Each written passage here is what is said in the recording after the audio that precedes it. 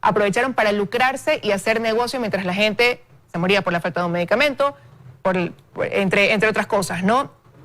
Y si bien es cierto, se han comenzado a revelar nombres de esta estructura que ha delinquido en el IES, se han dado acciones también legales, hay una pregunta que sigue quedando en el aire, y es: ¿quién abrió la puerta a esta red de corrupción para que ingresara y viera en los hospitales del Instituto Ecuatoriano de Seguridad Social la posibilidad de hacer su negocio, de lucrarse? Mira, yo tengo ahí una visión de estas cosas. Esta gente ha venido comprando gente en el tiempo, en el camino, conectándose con administradores de hospitales, porque cuando tú ves todo esto, no necesariamente llega el problema al director general y al consejo. Hay que tener claro de que el IES está conformado por un consejo en el cual la participación es tripartito: empleadores, trabajadores que hoy no tienen un miembro, y el representante del presidente de la República, que es el que lo maneja. De ahí hay un gerente general, y debajo de ese gerente general hay un sinnúmero de estructuras en función de cada fondo, y debajo del fondo de salud, solo del fondo de salud, están las estructuras de todos estos hospitales que se manejan de forma independiente, y esto es importante saberlo. Se manejan de forma independiente, y esa independencia sin control, o ese extremo de independencia sin control, ha hecho que persona a quien se nombre haya sido captada, porque los volúmenes de dinero que estamos viendo son volúmenes extremadamente grandes, y yo creo que los han ido comprando en el camino. Y mi decisión de entrada, cuando me pidieron esta labor, era si tenía yo la libertad de romper, y el presidente me ordenó mandar a romper, y ese es el trabajo que hemos hecho nosotros como autoridades. Ya hay más de 20 detenidos, hay 16 hospitales intervenidos, hay cientos de contratos en Contraloría, y en la misma página web del IES yo me he encargado de trepar todos los contratos, sean de emergencia, del 2020, del 2019, del 2018, todos, para que la ciudadanía pueda meterse y revisarlo uno por uno y ver los detalles y haga los comparativos de precios, y nos ayuden a nosotros también a denunciar, porque sin erradicar la corrupción del IES, el IES no va a ser sostenible en el tiempo, y esa es mi mayor preocupación. Pero ahí hay varias cosas. Primero, bueno, definitivamente lo que se ha visto hasta ahora es que, aunque usted habla de una independencia entre los hospitales, el modus operandi ha sido similar dentro de estos actos de corrupción en todos los hospitales. Pero si ya han detectado que un problema es ahí la independencia que tiene cada hospital, porque sí, cada uno contrata con el margen que ellos creen que deben comprar, lo que ellos consideran que deben comprar. ¿Qué está haciendo el IES entonces para no permitir que eso se repita? Enmendar eso que se ha venido dando. Existe en este momento una política que se está terminando de construir. Hay una compra centralizada que está en camino establecido por el presidente de la República. Esa compra a nosotros nos va a ahorrar, solo como IES, casi 200 millones de dólares, que es el monto que nos cuesta a nosotros tratar a los hijos menores de edad. Esto quiere decir que si es que esto lo hubiéramos aplicado antes de forma permanente, bien hecha, y con independencia en la distribución de los medicamentos, para garantizar que los medicamentos no falten, porque el día de hoy es increíble. Se va al fondo de salud, compran y se llevan la plata, y los medicamentos faltan, que eso es lo más triste de todo. Pero igual los hospitales siguen manteniendo esa potestad de qué comprar y a qué precio comprar. Ahora no hay un margen que rija a todos los hospitales. Ahora tenemos un margen de precio que nosotros estamos estableciendo por cada uno, un rango de mínimos y máximos. Hemos establecido la política de centralizar los estudios de mercado, porque esto se basa en estudios de mercado. La compra de los 4.000 fundas de cadáveres a $145 se basaba en un estudio de mercado que establecía que las fundas de cadáveres estaban en el mercado en 160. Entonces, cuando tú ves que la compran en 145, les aplaudes. Pero la realidad no es esa. La realidad es que compraron, obviamente, muy por encima de aquello. Eso era evidente, fue directamente a la Fiscalía, y ahí están los resultados. Pero ¿y ahora cuál va a ser la certeza que tengan los ecuatorianos, esos afiliados, a que esos estudios de mercados en los que se basan las nuevas adquisiciones realmente van a ser los idóneos, y no también de alguien que se sume a esta red de corrupción donde se maneja tanto dinero? Estamos transparentando, primero, que yo creo que es importante que se conozca. Segundo, tenemos un sistema de cruce de información de qué es lo que se compra, a qué precio se compra. Tenemos nuestros propios estudios de mercado centralizados, y estamos pasando que estos estudios de mercado no sean independientes por hospital, porque ¿qué sucedía? para hablar de Guayaquil. En el Teodoro Maldonado, en los estudios de mercado, la funda o la mascarilla tenía un precio. Y en el hospital de Los Ceibos tenía otro precio, cuando no debería variar. Entonces estamos intentando estandarizar y que el precio venga de un estudio de mercado centralizado desde la dirección provincial, que establezca mínimos y máximos para comprar en función de algunas variables, digamos, el transporte o la mascarilla aquí en Guayaquil no puede costar lo mismo que en un lugar un poco más lejos, hay un costo de transporte inmenso, por darles un ejemplo, una muestra, o graficar la idea, y con esto obviamente se establezcan parámetros que nos permitan a nosotros hacerlo de la mejor manera. Sin embargo, nosotros recurrimos a hacer una compra internacional por 6 millones de dólares, que ya le está eso ahorrando al IES 6 millones de dólares más. O sea, una compra que nos debería haber costado 12 millones de dólares acá, la acabamos de comprar a la Organización Panamericana de la Salud y a la OMS de forma directa por 6 millones de dólares. ¿Implementos para esta pandemia? Implementos para la pandemia. La mascarilla que compraban en 4 dólares, a nosotros nos está llegando a $1.37. La misma mascarilla N95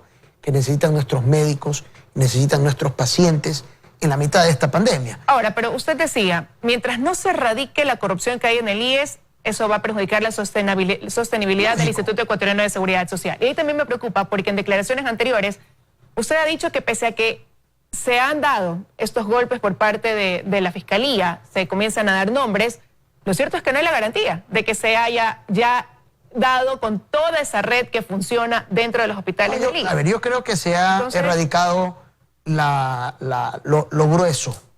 Hay que seguir trabajando, creo yo. Hasta el día sábado hubieron todavía allanamientos. Hay que seguir trabajando en lo grueso e ir viendo de lo máximo, a lo mínimo, que es como hemos venido trabajando. Y el control tiene que ser todos los días, porque el día de mañana esto no quita que en un año, en 2 años, se vuelva a crear una nueva red y esa nueva red se quiere aprovechar del mismo sistema de cómo embarrar el sistema de salud. Nosotros tenemos que salir a recuperar esos recursos del Fondo de Salud y los recursos también del Fondo de Pensiones. Y esto para mí es importante explicarlo, Liz. El seguro no es que toda la plata está metida en un mismo saco. Es decir, tú tienes 3 cuentas en un mismo banco. La cuenta 1, que corresponde al Fondo de Pensiones, para pagar a los jubilados. Eso se nutre de un porcentaje de tus aportaciones. El Fondo 2, que es el de salud, que se nutre de otro porcentaje de tus aportaciones y es independiente. Tú no puedes mezclar un fondo con otro fondo. Y el Fondo 3, que es el de riesgo de trabajo. Y hay otros fondos más pequeños, ¿verdad? Que es seguros de desempleo, etc. Estos fondos son independientes. Cuando se roban la salud, afecta al Fondo de Salud, no al de pensiones.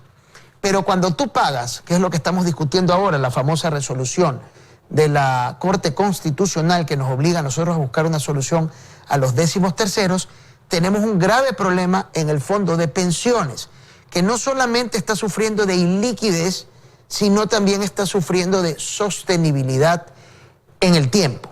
Porque eso se nutre del incremento de aportantes. Nuestra realidad hoy es el decremento por la pandemia. Se han perdido en estos meses más de 245,000 aportantes en el IES, que estamos viendo cómo salimos a recuperarlos, por un lado. Por el otro lado tienes el incremento de los jubilados. O sea, mientras baja tu curva de afiliados, aumenta la de jubilados. Eso obviamente te requiere mayor liquidez para pagarle estas pensiones. Tienes el Estado que no te ha venido pagando, no paga desde septiembre del año pasado, y estamos ejerciendo una presión importante con el ministro de Finanzas para que pague, porque yo creo que esto ya se tiene que resolver. Reconocer una deuda que la tenemos contabilizada con intereses en 6.700 millones de dólares que viene del Fondo de Salud, del Fondo de Pensiones, es indispensable para darle liquidez al IES.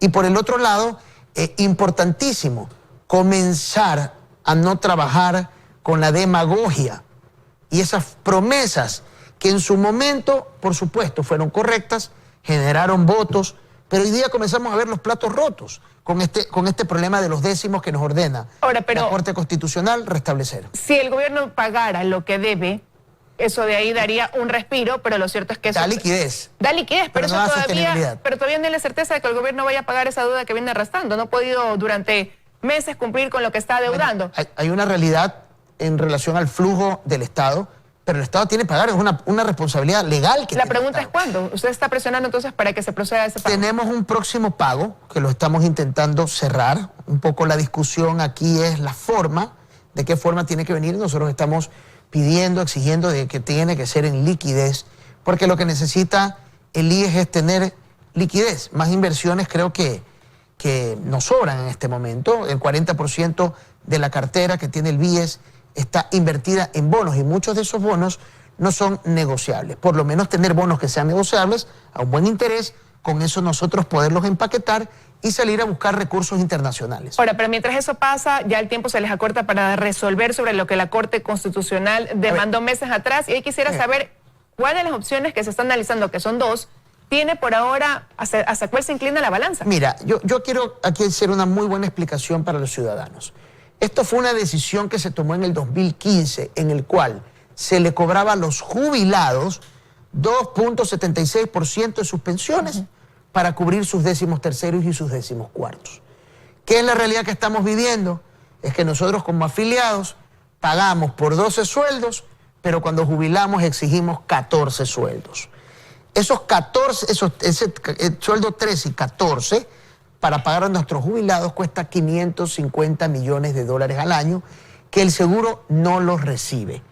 Eso hizo que en el 2015 tomen esta resolución, pero se le cargaron a los jubilados.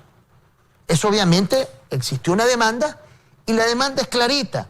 Tiene que decir en 180 días nosotros tenemos que establecer el mecanismo para cobrar. Y ese mecanismo A los aumentar a los afiliados. Eso es cobrarle a los afiliados una prima. Ahora, ¿cuál es la manera de hacerla de acuerdo a los estudios actuariales? Hay una.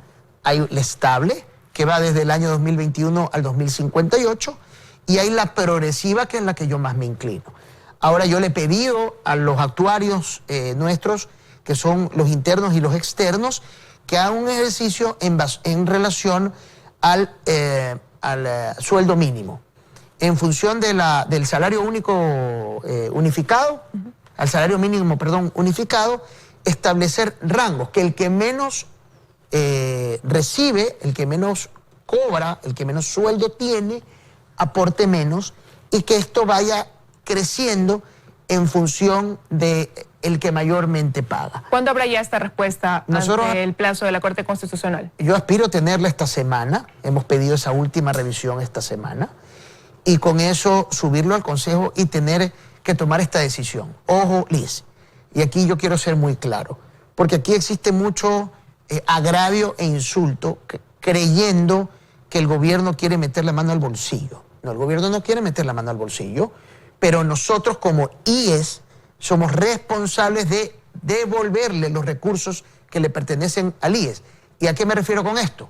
Recuperar los recursos de la corrupción, seguir apretando y hacer que los insumos que se compren en salud se compren a los precios que son, que generen un verdadero ahorro para no comernos ese fondo de salud. Ahora, pero eso quiere decir que usted, en caso de darse una consulta popular como la planteaba el exalcalde de Guayaquil, donde dice que se pregunta a los ecuatorianos de si se debe, primero que nada, lo que uno aporta, garantizarse en salud, y aparte que quede un blindaje, que ningún gobierno pueda tocar nunca más esos recursos, ¿usted votaría así? Yo opino que sí. Yo opino que el modelo actual es caduco. Yo opino de que nosotros tenemos que cuidar muchísimo los recursos del IES y del BIES. Esto tiene que ir cosa aparte del gobierno. Si bien es cierto, tiene presencia, yo correspondo al gobierno, y las líneas del presidente son estas. Las líneas del presidente de la República son defender a los afiliados y a los jubilados, y tener que hacer lo que tengamos que hacer, así la medida sea impopular. Lo que nosotros no podemos dejar, Ligi, que esto es importante, es que el aplauso de hoy sea el abucheo de mañana. El aplauso de hoy sea el abucheo de mañana. Hoy tenemos que tomar medidas estructurales que permitan que el IES sea sostenible en el tiempo y que esto parta de una campaña profunda de lucha contra la corrupción y un monitoreo permanente y ciudadanizar al IES. Nosotros le estamos dando espacio a los trabajadores en este momento y aspiramos también a involucrarlos en un comité de ética, que es el que viene trabajando de la mano mía y de la mano del otro delegado para poder escarbar en todos los casos de corrupción que ya hemos venido denunciando, ¿no? Se nos acaba el tiempo, tengo 30 segundos, señor Guaten, y quiero preguntarle, hablando de corrupción, se está investigando lo que se ha venido denunciando de este hecho de que funcionarios tengan un carnet de discapacidad cuando no tienen ninguna discapacidad. Se ha denunciado incluso este fin de semana que funcionarios actuales de los hospitales del Instituto Ecuatoriano de Seguridad Social lo tendrían. ¿Qué está haciendo usted al respecto? Yo he pedido una revisión a todos. Le hice la semana pasada, cuando vimos la noticia, yo la vi de hecho aquí en Teleamazonas. He pedido revisión a todos. Yo creo que hay...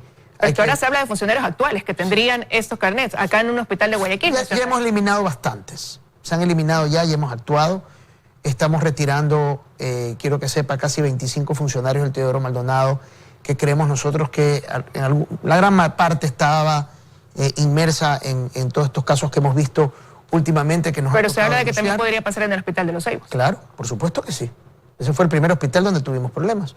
Y vamos a hacer una revisión de todas las personas que tengan carnet.